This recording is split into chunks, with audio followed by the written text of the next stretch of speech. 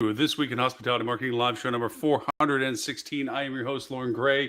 And thank you, and I apologize for those that are watching us live that we had a slight delay in technology and it caused us to false start. And we're just now being able to kick live now as planned, as scheduled. So for your patience, thank you so very much for waiting for us. And thank you for the emails of like, hey, where's your show? So thank you. And also now noting that people do truly enjoy it on the TV show, which is really hard for me to conceive since that puts me in a very large screen. And since I'm the only thing on the screen, anyway, so with that in mind, it is the last show of July. Certainly not our last show. I mean, we've been doing now. Next month, we'll be into our 10th year of doing this weekly. We'll be going into our 10th year as of August. And as such, we're going to be modifying some of these formatting of the show in the sense that we're going to bring back more guests. We're going to have more guest hosts that might actually lead the conversation as well. Instead of having or listening to me the entire time pontificate on certain things, which a little bit of today will be about to a certain degree. Yes, I was going to go in a different direction and I stopped myself. So our topic today is defining good metrics. As with most of the shows, almost all the shows to certain degrees, it's inspired from real life.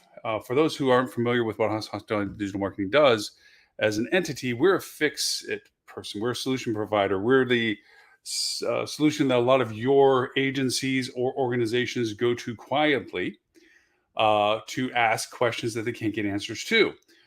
People that are doing the work that want a higher level capability or perspective, or to help them talk through or work through.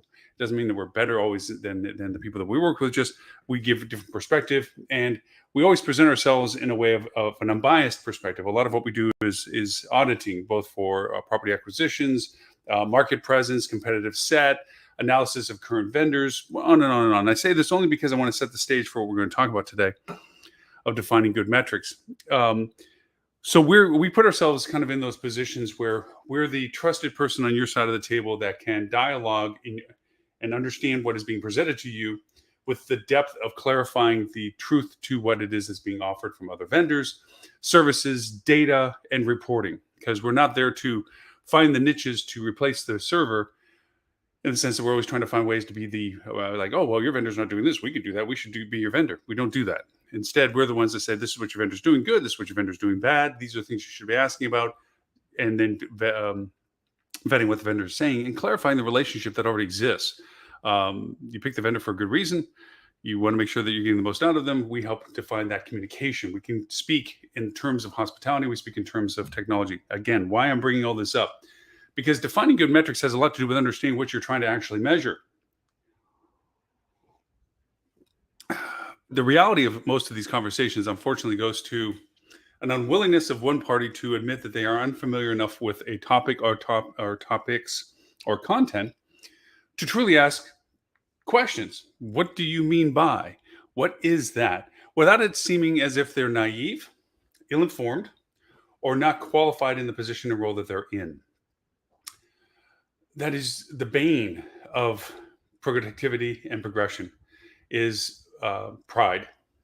Sometimes fear, because if you're in a room of your peers and you're supposed to be the authority on something, and a vendor is presenting and people are looking to you to vet what the vendor is saying, and you don't know what the vendor is saying, you can go down a notch in people's eyes if you openly admit it by asking a question like, I don't understand what you're talking about.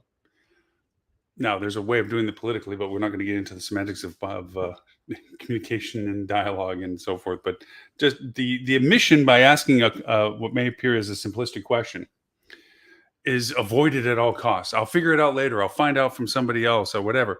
That's where we feel a lot of great niches in, because we get to be that person. They get to maintain the integrity of their role, even though that they may not know exactly what's going on, but we clarify it for them. So they can maintain the austerity with their teammates, that they are the resource for answering those types of things. We are that, for those of the old enough, remember the A team. We're the ones that go in and fix stuff and then disappear. Nobody knows who we are, and we only show up when you need me. It's fun. It's a great role. I relish it a lot, in the ability to be that person that can speak truth in the room to both sides. I can call BS on the same side that's writing a check, because to me, I could walk out the door because they don't like me, but at least I told the truth. So That's how I kind of look at it. And it's a wonderful position to be in. It was wonderful to be called. It is frustrating at times that a lot of times what we do isn't acknowledged, that it's really to solve the solution. As long as we are satisfied with the fact that the person that brought us on board knows that we created a solution, that is thanks enough. But there's always the watching it in the news and go, huh, yeah, we did that, but we can't say we did that. It's tale of two worlds. Going back to all of this, the dialogues that happen and the denials of being able to ask simple questions and get clarity to what's being presented and offered creates a loop. Because once that's done, you can't go back and re-ask the question. You can't go over and say, hey, 2 weeks later, I didn't understand XYZ. And then all of a sudden the person that told you XYZ is going, holy crap, if you didn't understand XYZ, that means you didn't understand anything I was talking about. And now it turns into a huge problem. Think of it, and this is, I'm first person, I'm terrible with names. Think of it as that somebody comes up to you that you've met before, you know you've met before, you remember the conversation you had with the person and so forth. You just don't remember their name. And you're being asked to introduce them to somebody. And you're sitting there going, oh my gosh, I've acted like I've known you for a long time. And of course, we have had our discussions. And I'm talking to you like, of course, we're familiar with each other and so forth, knowing that you don't know their name. And now somebody says, oh, hey, introduce me. Well, who's this? Wow, what do I do? That's the embarrassment you're trying to avoid by not asking simple questions. Rather than getting out to the very beginning, going, I'm sorry, I know what we talked about. I'm terrible with names. What is your name again? And I don't mean any disrespect that you didn't make an impression, because I remember what we talked about. I'm just terrible with names. It's not a great solution. Obviously, you want to try memory stuff, and I've tried, it doesn't work, but you still hate those questions. So in this process of defining good metrics, I am privy to being on several conversations, which is why I'm talking about what HDM does. So you understand, I'm not saying this from a what if and how about or third party, or I heard from my brother's, cousins, uncles, nephews, sister's niece. I'm do this on a first person basis in organizational meetings. I see firsthand the glazed look from somebody that doesn't understand what's being talked about, but they're in the role that they should be knowing what's talking about, or at least they think they should know what's talking about. And they're either too embarrassed or too much in the political scenario not to ask, just like we mentioned. And then I have the vendors who know they're psychobabbling. They just know that they're throwing so many buzzwords together in such a stream of BS that they're purposely trying to dazzle the group into being omnipotently knowledgeable about something, or authoritatively aware of what they're talking about to such a degree that they won't be questioned. Because in all honesty, it's a paper tiger. It's on the front. Wow, look at all the stuff you're talking about, synergistic collaboration on dynamic funnel, whatever BS buzzwords that come out of all this. And somebody just says, go, pop, explain that to me. Well, if you don't know, no, I don't know. That's why I'm asking you to explain it to me. Tell me, what exactly is this? Where did that data exactly come from? What does that number mean? Where did it come from? How did you derive that? What's the formula for how it's done? And I love where then you begin to find that the person that's actually doing the presenting isn't the facilitator of what they're talking about, although they make it sound like they literally created bread. And then you find out that the person that did facilitate it may or may not be with them. So they're going to have to get back with you about the definitions or answers to your question. That's a great question. I hate when people say that. That's a great question. Really, I needed acknowledgement that you agree that I asked a good question. Seriously? That's a stall technique for most people. And it's what's called a positive interjection of a conversational string. I'm not going to tell you that's a stupid question. I'm not going to tell you that's a dumb question. I'm not going to defer unless I'm trying to be that authoritative person who's like, you know what, we'll get back to about that. That means it's not important enough to interrupt what I'm doing to answer your question. You don't do that to the CEO. Everybody's like, oh, the CEO asked a question. Pause. Everybody has to be quiet, because when he talks, everybody does be quiet. You ever watch that in groups where this person is so important that they don't worry about interrupting anybody? They just spout whenever they feel like spouting, and everybody else shuts up. And the vendors who's trying to get money from them also shut up. And it's like, really? You're waiting for Muhammad from the mountain here, are you? You're waiting for, the loaves and the fish to come down from, it's like, it's a question from a person that's participating. Yes, they're important in the decision-making process, but it's also good to be accurate and honest with them and not be pensive. Anyways, sorry, that's a political aspect of me. You can imagine me in the meeting rooms, right? So the idea is getting clarity of what exactly is being pitched or discussed or presented or reviewed or analyzed. getting to understanding how the metrics are made to validate why the metrics have value. Now, again, being privy to firsthand conversations like this, I get often presented with what I call cotton candy or smoke mirror metrics. With the changes in UA to GA4 this month, beginning of this month, and we've been grinding on this topic for a while, both pre-transition and now post-transition. And as we go into budget season for next month, it comes really true to reevaluating and understanding where these numbers are coming from and what do they truly mean and how accurate are they in relationship to what you're relying on them for. If I can never take that as a concept and put that on a plaque on a wall, I would.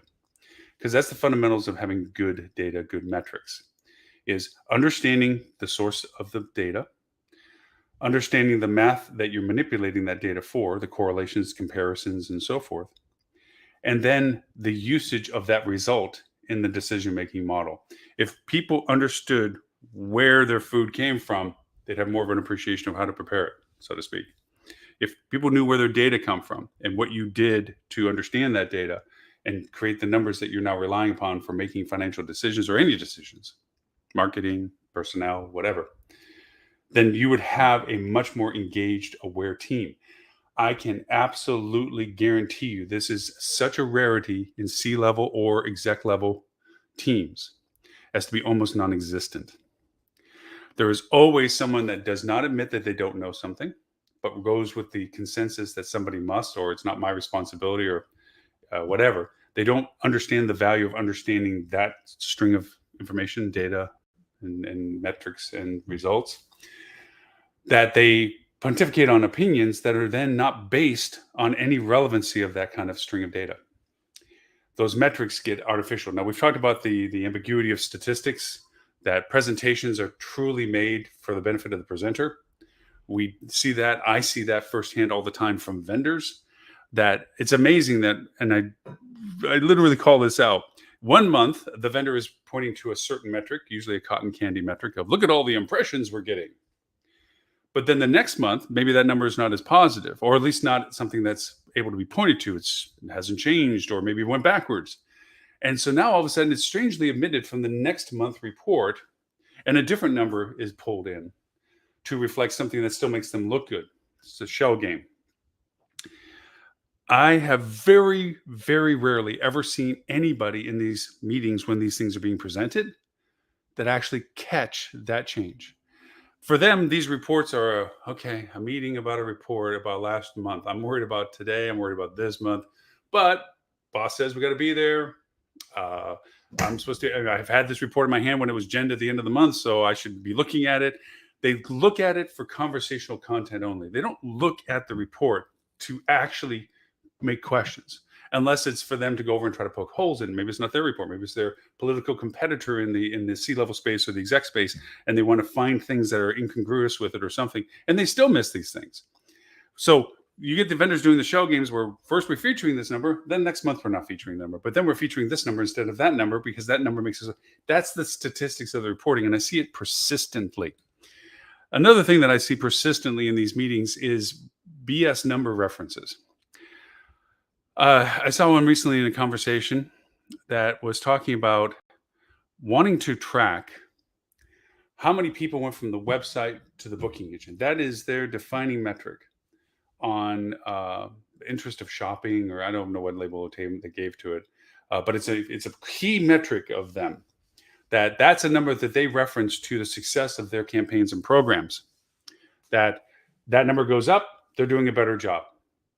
That number gets used to go over and define other numbers. Like, well, this number went up 10%. So if we take that 10% growth of this number and apply it to our other efforts, then that means that we had a 10% lift of those. And if these channels generated this much kind of money, then that received a 10% lift also. And they make all these implications. They literally stack the start of not a truthful number to other things and makes everything look like everything's in a positive, constant flow. That's not true. Now, in the case of what I'm giving as an example, tracking traffic to your booking engine from your website, fine. It's a decent metric. Yeah, I mean, it's not a great metric. It's a one of metrics. It's a yes, and tell me what else is doing that. But to give you where this doesn't work as a point of truth, which is a definitive term you apply to certain data sources, points of truth. This data is your point of truth. This is the one in comparison to all other data is related to it, is the one that we say is the point of truth. By making that a point of truth, you're ignoring all the other ways that people can book with you that have something to do with what you're doing, but not directly related to them going through your website. Take case in point, anything that goes to your booking engine directly didn't go through your website, went through to your booking engine, things like metasearch and so forth. Those things don't get measured to you in the terms of success. As a matter of fact, they might even get deferred as being something you don't want to mention because it doesn't augment your validation of this traffic from the website to the booking engine as a metric that is definably as a point of truth. Equate it to having a restaurant that has 4 doors that are entrances and you're only counting one door, the front door, but not the other side doors from the parking lot or whatever. Everyone still comes in and dines and eats and so forth, and they come in a variety of doors, but you're only measuring the people walking in this one door as to everything else you're basing your business on. You're missing a lot of other data that could be helpful. So that's not a good metric. It's a metric. It's not a bad metric. It can be used in a logic string when you're trying to correlate the value proposition of what your website is doing. You break it into, okay, this is our total traffic from our website to our booking engine. Let's break that down. Where did the referral sources come from in relationship to our website? Why did they come from there? Did they come from inspiration of our ad campaigns, social organics, whatever? And where did they go in relationship to what we wanted them to do versus what they engaged versus where they went to for the booking engine? Ironically, even with this number, you still would like to know what they actually converted. In the case of the conversation that I took this from, they weren't worried about that number. They made an implication number of that. They actually thought that they were pointing out the fact that that number doesn't correlate with this number because that means we would have to account for other sources of revenue that we aren't assigning to this one flow of website to booking engine. So let's just take this number and apply napkin math as to what it means in value. And that's what I'm looking at. Fortunately for me, it wasn't a conversation I had to interject this kind of like, why are you doing this mentality? I was there for a different reason, but I see these types of examples of good metrics being used poorly or poor metrics being used for better intent all the time. The key way to solve these things, other than bringing us on board to ask these questions, which this show is not about pitching what I'm doing, but the idea of the value of questioning them is you questioning those numbers. Why this number? Validate why we need to track this metric and why is it being used as such an instrumental number for everything else you're telling me about what you're doing. Define its value. And you're going to have to know well enough and enough to know that by asking that question, you already know why it's not a good number. The best questions come from already having the answer. Just like the best quizzes or best surveys come from what would I do with the answer? We've had that discussion before. If I had this data, what would I do with it? If that's the case, I should ask about it. How should I ask it to get the most accurate version of the data that I need? It's a backwards way of looking at surveys rather than like, oh, I wonder if everyone likes the color blue. What would you do with the answer? That's the first question you have to answer. Then you create the question that frames it in the way that you get the answer you need to answer what you would do with it. Same too with metrics. What would I do with this number? So taking this as a flat example, I have a number of total people that came to the website versus people went to the booking engine. 1/10 of them, 10% went to the booking engine. What does that number mean? Okay, now the vendor's already exacerbated the idea of what he's using it for, or she's using it for, or they using it for, whatever gender version, that they are assigning the metric value. Okay, because of 10% going to the booking engine, that means that all of our efforts, the monies you give us, we are driving that much business from your website. It went up from 8% the previous month, so we improved what we did. Here's my question. Did it improve the metric that I matter most with? The KPI I'm most interested. What revenue did it improve? If that's the case. First question. How does it translate to my KPIs? The KPIs that we both agree are the ones we measure. Revenue being one of the easier ones to pick out of the hat. From that, how much of an impact? Not just that it generated revenue, because they can imply that, well, if it went up 2% and your total revenue was this, then it should have gone up this. Did that show up in the numbers? They're afraid to ask, number one, because well, those numbers aren't in our spectrum. You guys know that number from your revenue sources. That's you to decide. A butterfly flaps its wings on the other side of the world. A hurricane happens. There is the very high probability that the numbers went up. Sure, traffic went, business went up. It might have been because it's in season. Hey, wake up and look at the revenue management aspects of this. Maybe it's the idea that business went up, and that's why you inherently, as the tide all boats rise, your traffic to the website went up. It's the time of year that people are looking for you, but they're going to refer to it to their efforts. They're going to manipulate, just like statistics, where it's like, hey, because of what we did, this is what happened. So asking those questions of the definition of the value proposition, why did this get defined the way it did, and what data are you using for this, gives you to open the door to say, well, what happens about the meta search that we do? How is that in context to this? Because the meta search doesn't drive to our website, it drives to our booking engine, which means this number does not reflect that traffic. Now, they might say, well, meta search is this and that. We don't focus on it. We don't spend money on it, or whatever. Okay. Okay. Why? Is there a validation to that? Because I'm looking at meta search, and it's a component of percentages of business. And by the way, OTAs, that's their bread and butter. Outside of dominating your destination area and trying to show up better in the SERP pages, they're also dominating in the meta space area, where they're trying to outsell you for your product, even when the people are looking for your product in particular. So if it's successful for them, and they're a multi-billion-dollar company and they spend $1 billion doing it, seems to me we might be considering that we should be considering meta search as well. See, this is where the arguments or the discussions sprout from. A good vendor relationship is always going to be open-ended to the ideas of what they're missing, what they need to listen to, hear the revenue management from the team that's talking about what we need, the numbers we need, the top line KPIs that we need, the trend that we're looking for, whatever it is. The marketing of the vendor isn't to stand in front of you and tell you all the things that they did in a bubble and then blame other entities and other aspects of that didn't come to fruition because, well, we're talking forensically. We're looking at last month. We can't change that back then. And the first question on your mind is, why didn't you know about it farther back that you could have made a change? These lead on questions and not accepting it at presentation value helps in defining good metrics. Now, with the GA4 conversion and now the usages of the data that are capable from it, leaving it to the whims of your agency or your vendor, there's choices that they had to make that they may not have involved you in. Like, are we doing session-based GA4? Are we doing user-based GA4? Are we doing GA4 as a data layering that allowing for a more distributed analytics or an attribution model?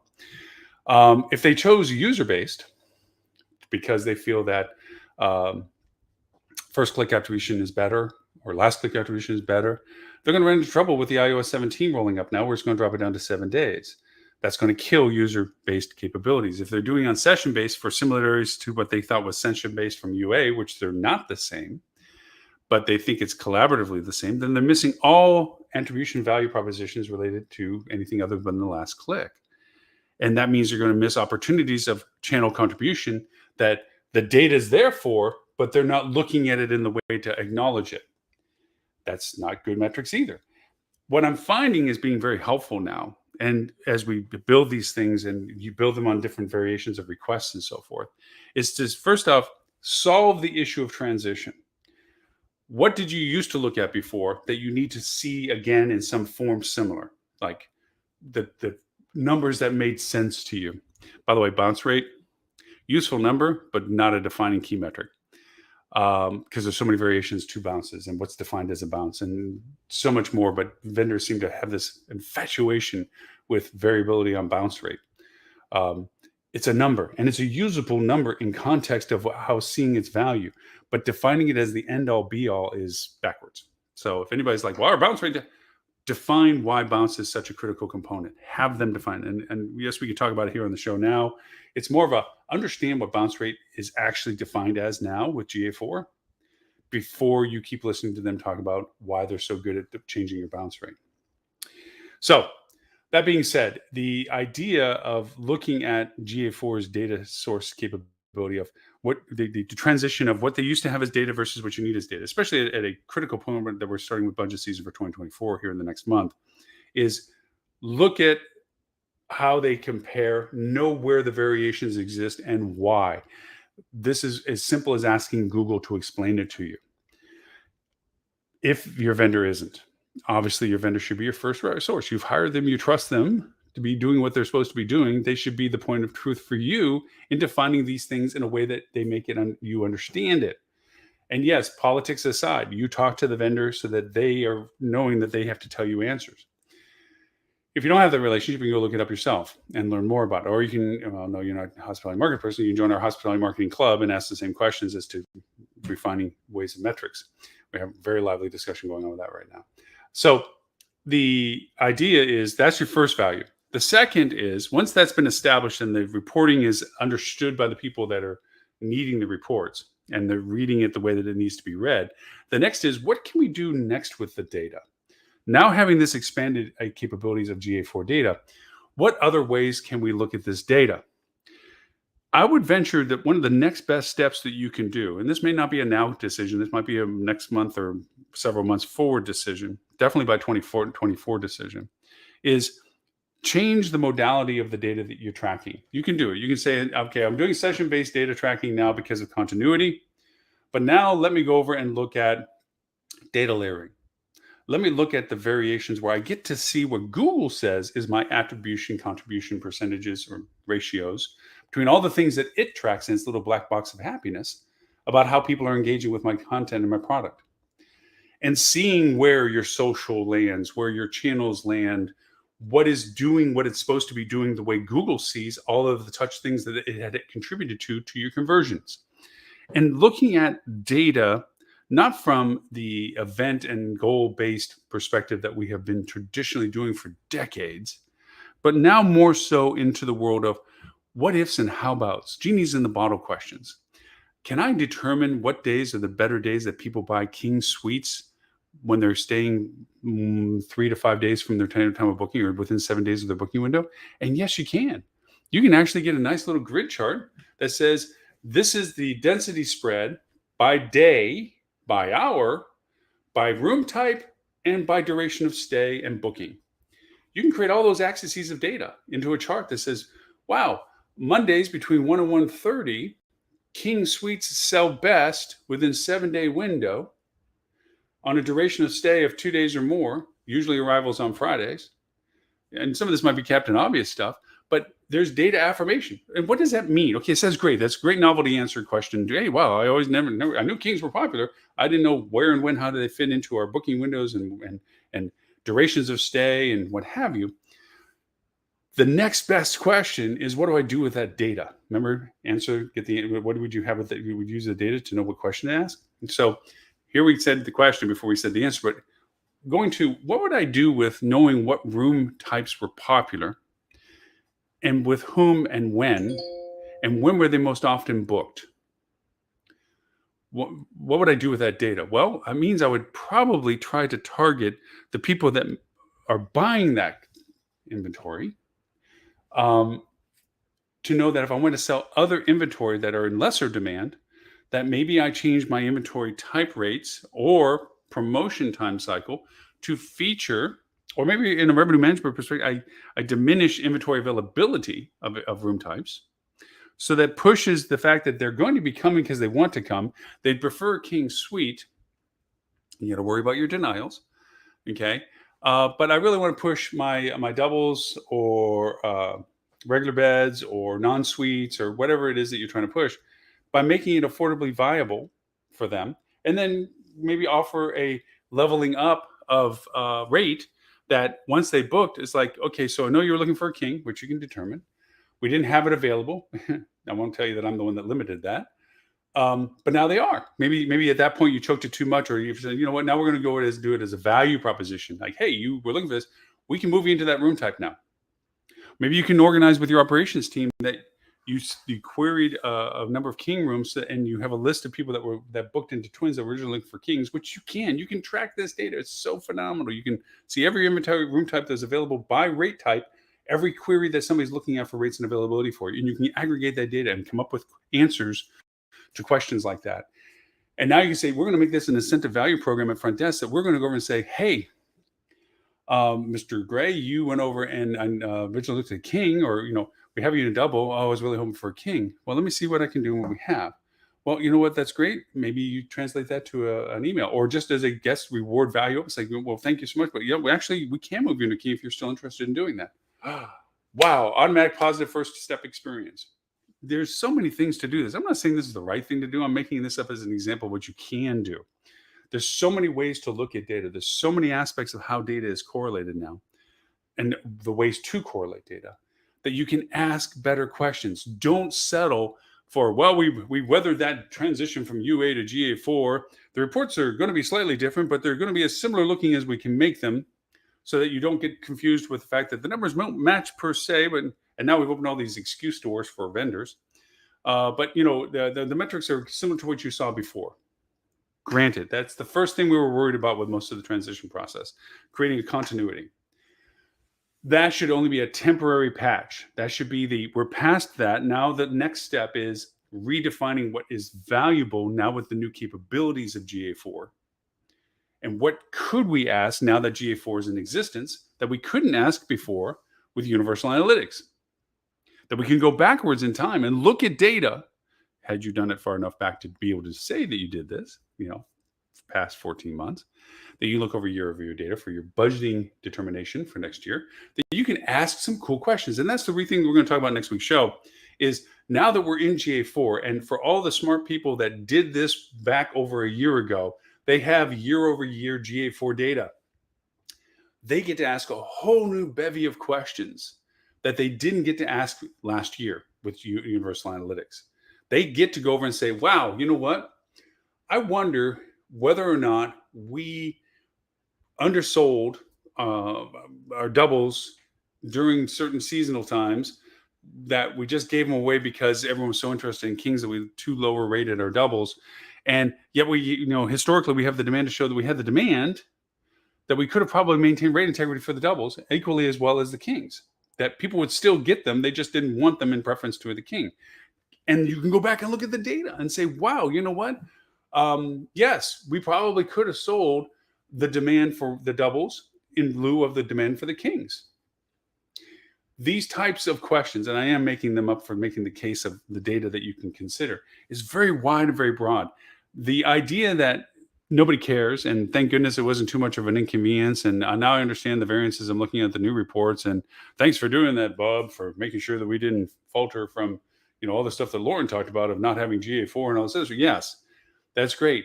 But now it's up to your team, your exec teams, your C-level teams, your organizational corporate teams to expand their perspective on what they should be asking about to get better answers to what they should make decisions on. That string of where's the data coming from? What is the math you're applying to the data that produces the results that you're now making decisions on? And asking different questions than have been asked before. That's the value proposition of defining good metrics. All right, I believe I have beaten that to the degree that I was hoping to make my point. Again, apologies for starting a little bit later on the show today. Technology is great when it works. For everyone watching us on TV, thank you so very much for watching on our hospitality channel, the only hospitality channel in the world dedicated to the industry, actually. I get to keep claiming that because uniquely we are in that position, in that role. For watching us on Roku TV, Amazon TV, Apple TV, Google TV, Samsung TV.